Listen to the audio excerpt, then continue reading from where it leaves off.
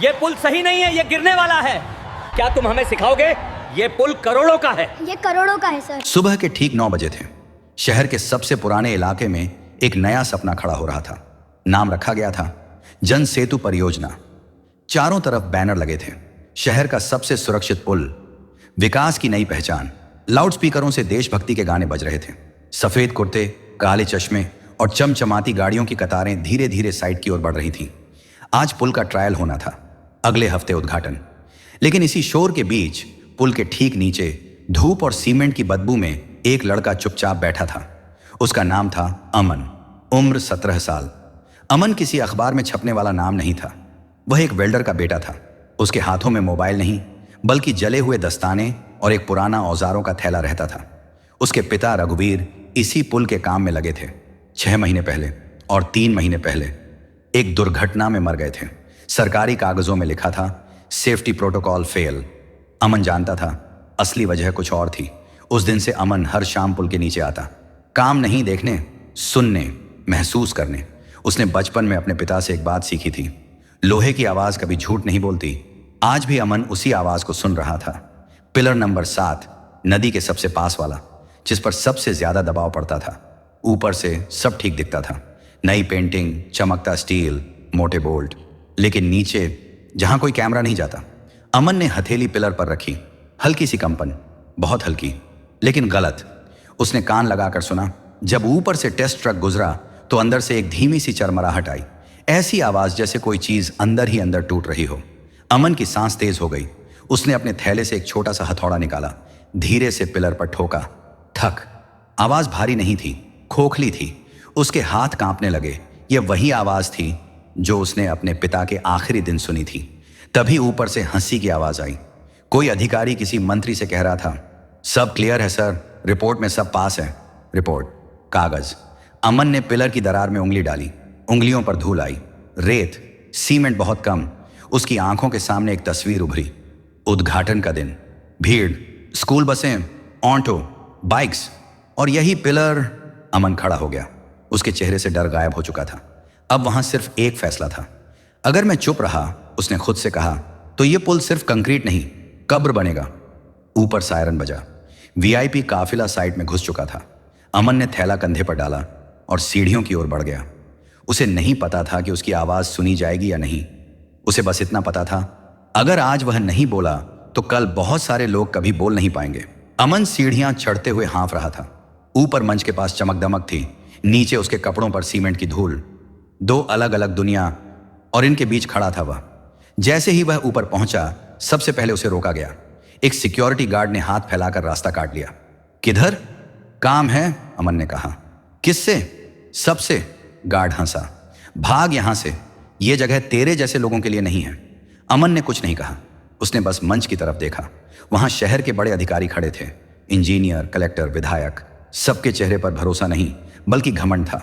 अमन ने भीड़ के बीच से आवाज लगाई, साहब 1 मिनट। आवाज मंच तक नहीं पहुंची। लाउडस्पीकर बहुत तेज था। तभी ऊपर से एक और ट्रक गुजरा। पुल फिर कांपा, इस बार ज्यादा। अमन का सब्र टूट गया। वह आगे बढ़ा। गार्ड ने उसे पकड़ने की कोशिश की, लेकिन अमन फिसल कर मंच की सीढ़ियों तक पहुंच गया। रुकिए! अब की बार उसकी आवाज माइक में चली गई। पूरा माहौल थम गया। गाने बंद, तालियां रुकी, सैकड़ों आंखें उसकी तरफ देख रही थीं। मुख्य इंजीनियर ने भौहें चढ़ाईं। यह कौन है? अमन ने कांपते हाथों से माइक पकड़ा। यह पुल सुरक्षित नहीं है, उसने कहा। पिलर नंबर 7 अंदर से कमजोर है। अगर आज ट्रायल पूरा हुआ तो यह टूट सकता है। एक पल को सन्नाटा रहा, फिर ठहाका। वाह, इंजीनियर बोला। अब हमें मजदूर बच्चे से सिविल इंजीनियरिंग सीखनी पड़ेगी। भीड़ में हंसी गूंज गई। अमन का गला सूख गया, लेकिन उसने हार नहीं मानी। मेरे पापा यहां काम करते थे, उसने कहा। वो वेल्डर थे। उन्होंने कहा था कि इसमें घटिया मटेरियल लगाया जा रहा है। 3 दिन बाद वो मर गए। कलेक्टर ने माइक छीना। बस बहुत हुआ, यह माहौल खराब कर रहा है, इसे बाहर निकालो। 2 गार्ड अमन की तरफ बढ़े, उसकी बांह पकड़ी। अमन चिल्लाया, एक बार नीचे आकर पिलर देख लीजिए, हथौड़ा मारिए, आवाज सुनिए। कागजों में सब ठीक है, इंजीनियर बोला। हम रिस्क नहीं लेते, तुम्हें समझ नहीं आएगा। गार्ड उसे घसीटते हुए मंच से नीचे ले गए। भीड़ फिर से ताली बजाने लगी। नीचे फेंकते हुए एक गार्ड ने कहा, हीरो बनने का शौक है, यहां हीरो नहीं, आदेश चलते हैं। अमन जमीन पर गिरा। घुटनों में दर्द था। दिल में उससे भी ज्यादा। उसने ऊपर देखा, मंच फिर से रोशन था, माइक फिर चालू, कार्यक्रम फिर पटरी पर, लेकिन पुल अब भी कांप रहा था। अमन ने दांत भींचे। उसके सामने दो रास्ते थे, या तो चुपचाप चला जाए या आखिरी कोशिश करे। उसने अपनी मुट्ठी बंद की। अगर ये नहीं सुनेंगे, उसने खुद से कहा, तो किसी और को सुनाना पड़ेगा। और वह उठ खड़ा हुआ। अमन उठा तो उसके घुटने कांप रहे थे। दर्द शरीर में था, लेकिन उससे बड़ा दर्द दिमाग में। ऊपर मंच पर अब भाषण शुरू हो चुका था। माइक पर कोई बोल रहा था, यह पुल हमारे शहर के उज्जवल भविष्य का प्रतीक है। अमन ने कड़वाहट से हंसी दबा ली। उज्जवल भविष्य। नीचे कमजोर नींव पर खड़ा उसने चारों तरफ देखा। पुलिस, गार्ड, भीड़, कोई उसकी तरफ नहीं देख रहा था।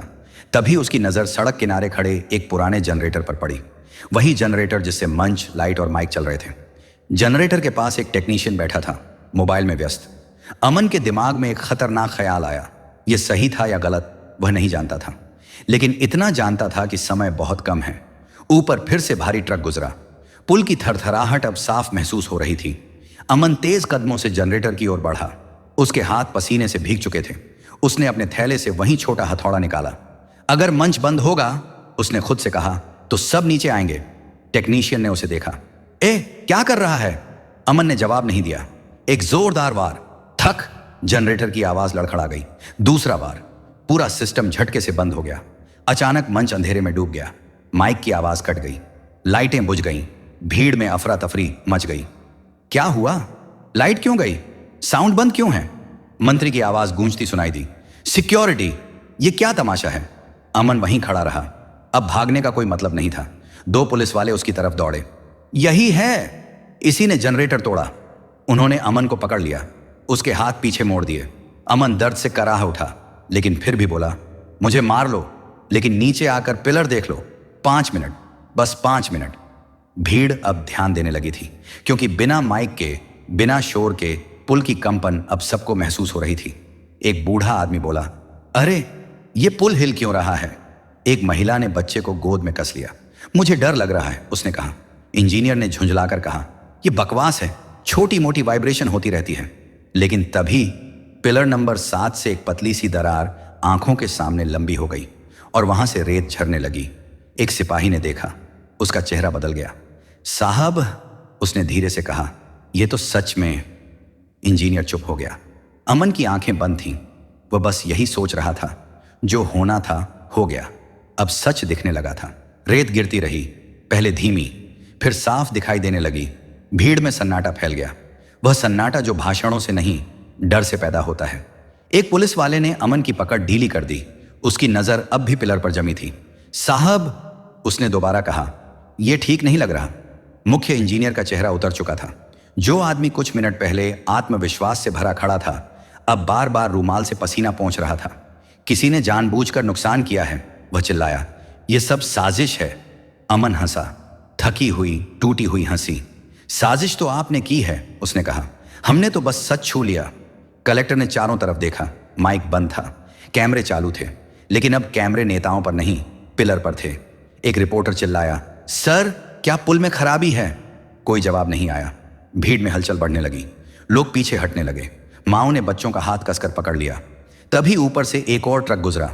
इस बार आवाज छुपी नहीं, कड़क, जैसे कोई मोटी लकड़ी टूटती है। पुल का एक हिस्सा हल्का सा झुका। अब कोई शक नहीं बचा था। सब लोग नीचे उतरिए, एक पुलिस अधिकारी चिल्लाया। तुरंत अफरा तफरी मच गई। जो लोग अभी फोटो खिंचवा रहे थे, अब जान बचाने को दौड़ रहे थे। इंजीनियर पीछे हटने लगा। मुझे गलत मत समझिए, वह कलेक्टर से बोला। डिजाइन तो सही था, शायद मिट्टी। कलेक्टर ने उसे घूर कर देखा। अब चुप रहो। अमन को छोड़ा जा चुका था। वह किनारे खड़ा सब देख रहा था। उसके अंदर अजीब सा खालीपन था। कोई जीत की खुशी नहीं, कोई बदला नहीं, बस इंतजार। अगर यह अभी नहीं रुका, उसने पास खड़े सिपाही से कहा, तो टूटेगा। सिपाही ने पहली बार उसकी आंखों में देखा। डर नहीं था वहां, सिर्फ सच्चाई।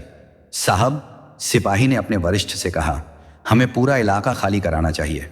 कुछ पल की हिचक, फिर आदेश मिला। सायरन बजने लगे।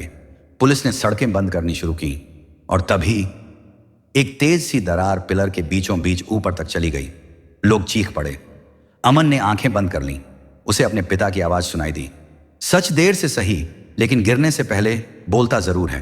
पुल गिर चुका था। धूल अब बैठ चुकी थी। शोर की जगह एक भारी खामोशी ने ले ली थी। लोग जिंदा थे, यही सबसे बड़ी बात थी। कई लोग जमीन पर बैठे रो रहे थे, कुछ मोबाइल पर अपनों को फोन कर रहे थे, कुछ बस खाली आंखों से टूटे पुल को देख रहे थे, जैसे समझने की कोशिश कर रहे हों कि मौत कितनी करीब से लौट गई। अमन एम्बुलेंस के पास खड़ा था। उसके हाथ अब भी कांप रहे थे, शरीर थका हुआ था लेकिन दिमाग जाग रहा था। तभी एक अधिकारी उसके पास आया। इस बार उसकी आवाज में आदेश नहीं, विनती थी। बेटा, मीडिया तुमसे बात करना चाहती है। अमन ने सिर हिलाया। वह कैमरों के सामने आया। फ्लैश चमके, माइक आगे बढ़े। आपने ये सब कैसे पहचाना? क्या आप इंजीनियर बनना चाहते हैं? आपने जान जोखिम में डाल दी, डर नहीं लगा? अमन ने कुछ सेकंड चुप रहकर सबको देखा, फिर बोला, डर लगा था, लेकिन उससे ज्यादा डर मुझे चुप रहने से लग रहा था। भीड़ खामोश हो गई। तभी एक नेता आगे बढ़ा, चेहरे पर गंभीरता ओढ़े हुए। यह लड़का हमारे शहर का गर्व है, वह बोला। सरकार इसे इनाम देगी, 50 लाख रुपए और पढ़ाई की पूरी जिम्मेदारी। तालियां बजने लगी। अमन ने माइक वापस लिया। माफ कीजिए, उसने शांत आवाज में कहा, मुझे ये नहीं चाहिए। तालियां रुक गईं। नेता चौंका। क्या मतलब? अगर आप सच में कुछ देना चाहते हैं, अमन बोला, तो उन मजदूरों के परिवारों को दीजिए जो ऐसे पुलों में दबकर मर जाते हैं। और एक काम और कीजिए, उसने चारों तरफ देखा। इस पुल की जांच सिर्फ इंजीनियरों से मत कराइए, उन लोगों से भी कराइए जो इसे बनाते हैं। किसी के पास जवाब नहीं था। अमन ने आगे कहा, आज मुझे हीरो कहा जा रहा है, कल कोई और लड़का होगा, पर अगर सिस्टम नहीं बदला तो कहानी वही रहेगी। उसने माइक नीचे रखा। बिना किसी नारे के, बिना किसी भाषण के, वह अपने औजारों का थैला उठाकर धीरे धीरे भीड़ से बाहर निकल गया। कोई उसे रोक नहीं सका। पीछे मीडिया उसे ढूंढती रही, नेता फोटो खिंचवाते रहे और अमन घर की तरफ चल पड़ा, जहां उसकी मां इंतजार कर रही थी। उसे पता था कल फिर काम पर जाना है, फिर किसी पुल के नीचे खड़ा होना है। लेकिन अब फर्क यह था, कुछ लोग सच सुनना शुरू कर चुके थे। पुल गिरने के 3 दिन बाद शहर फिर से अपनी रफ्तार में लौट आया। अखबारों की सुर्खियां बदली। पहले दिन बड़ा हादसा टला, दूसरे दिन जांच के आदेश, तीसरे दिन नई परियोजना। जल्द लोगों की यादें भी अखबारों जैसी ही होती हैं, तेजी से बदलने वाली। लेकिन कुछ चीजें नहीं बदली थीं। अमन रोज की तरह सुबह उठा, माँ ने चाय दी, आंखों में डर भी था और गर्व भी। अब तू दूर रहना इन सब से, माँ ने कहा। अमन ने सिर हिलाया। वह जानता था वह दूर नहीं रह पाएगा। शहर के दूसरे कोने में जांच कमेटी बैठी थी। फाइलें खुली, नाम आए। 2 जूनियर इंजीनियर सस्पेंड हुए, एक ठेकेदार फरार हो गया। बड़े नाम कागजों में उलझ गए। पुल दोबारा बनाने की घोषणा हुई। नई तारीख, नया बजट, पुराने सबक के साथ या शायद बिना सबक के। अमन फिर एक साइट पर खड़ा था। नया काम, नई इमारत। वह मजदूरों को देख रहा था, वही थके चेहरे, वही खामोशियां। एक मजदूर ने उससे पूछा, तू वही है ना जिसकी वजह से पुल रुका? अमन ने हल्की मुस्कान दी। मैं वही हूं जो काम देखते हुए सवाल पूछता है। शाम को वह उसी नदी किनारे गया जहां टूटा पुल पड़ा था। लोहे के टुकड़े अब भी वहीं थे। उसने पिलर के टूटे हिस्से को छुआ। वहां कोई कंपन नहीं था, सब शांत था। सच भी ऐसा ही होता है, अमन ने सोचा। जब गिर जाता है तो सब शांत हो जाते हैं। लेकिन जाते जाते उसने देखा, एक छोटा बच्चा वहां खड़ा उसे देख रहा था। भैया, बच्चे ने कहा, आपने पुल क्यों रोका? अमन ने झुककर कहा, ताकि लोग सुरक्षित रहें। बच्चा कुछ सेकंड चुप रहा, फिर बोला, तो मैं भी देखूंगा जब कुछ गलत लगेगा। अमन की आंखें भर आईं। शायद सिस्टम नहीं बदला था, शायद नेता नहीं बदले थे, लेकिन एक चीज बदल चुकी थी। किसी ने चुप रहना छोड़ दिया था। और कभी कभी इतना ही काफी होता है। अगर इस कहानी ने आपके दिल को छुआ है तो एक लाइक जरूर बनता है। और ऐसी कहानियों के लिए अभी सब्सक्राइब कर लीजिए।